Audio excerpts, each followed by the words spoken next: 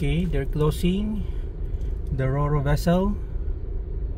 Kita nyo, akit dahan-dahan.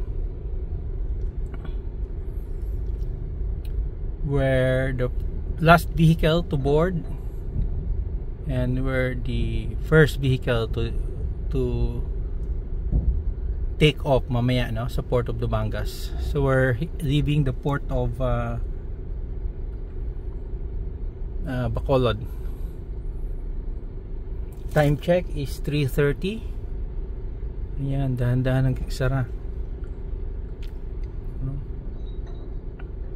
Yan, trabaho. Yan. Kinakarga na nila. Yan.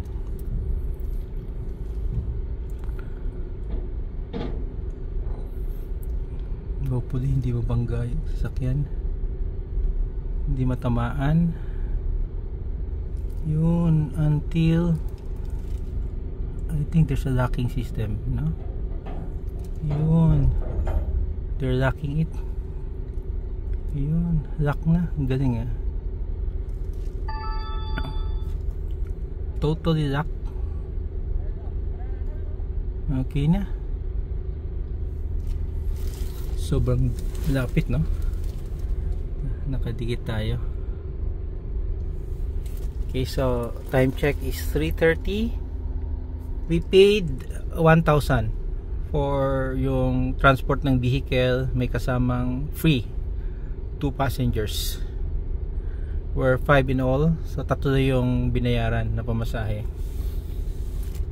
We're on board yung TriStar, no, na Roro vessel bound for the port of Dumangas.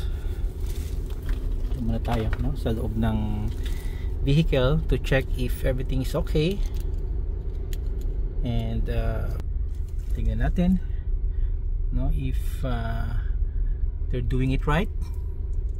I think they're doing it right.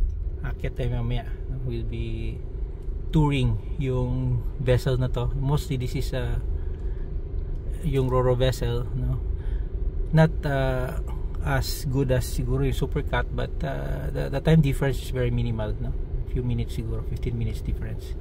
The short lang naman yung ferry ride between Iloilo and Bacolod.